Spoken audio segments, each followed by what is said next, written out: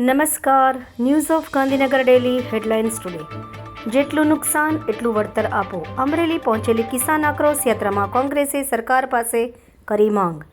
સાણંદ હત્યા કેસનો ગણતરીના કલાકોમાં ભેદ ઉકેલાયો. ગ્રામ્ય એલસીબીએ મોરૈયાથી આરોપીને દબોચ્યો. ગુજરાત સરકાર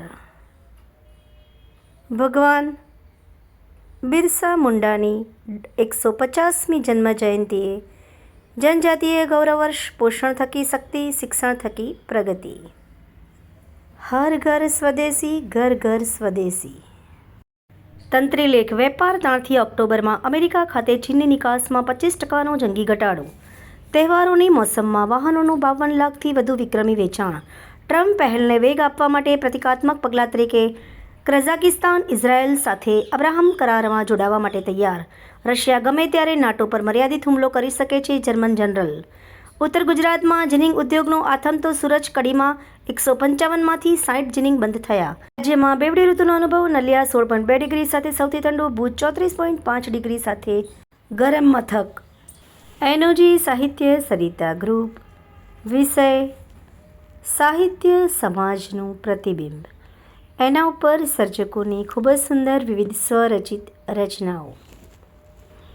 આ ઉપરાંત આગળ મુખ્ય સમાચારમાં જોઈએ તો ગાંધીનગર કલેક્ટર શ્રી મેહુલ દવેના માર્ગદર્શન હેઠળ ગાંધીનગર ભૂસ્તર તંત્ર દ્વારા ભૂમાફિયાઓ સામે કડક કાર્યવાહી અવિરત. ગેરકાયદે હથિયાર વેચતા 3 વેપારી ઝડપાયા. દહેગામમાં દુકાનોમાંથી એરગન, ગુપ્તી સહિત 24 હથિયાર જપ્ત. કર્ણાવતી યુનિવર્સિટી, એનએસએસ યુનિટ તથા યુનાઇટેડ વર્લ્ડ સ્કૂલ ઓફ લોની લીગલ એડ ક્લિનિક દ્વારા મહિલા કાનૂની હકો અને માનસિક સ્વાસ્થ્ય અંગે જાગૃતિ કાર્યક્રમનું આયોજન. વડનગરમાં 22 અને 23 નવેમ્બરે મહોત્સવ યોજાશે. તૈયારી સંદર્ભે બેઠક યોજાઈ.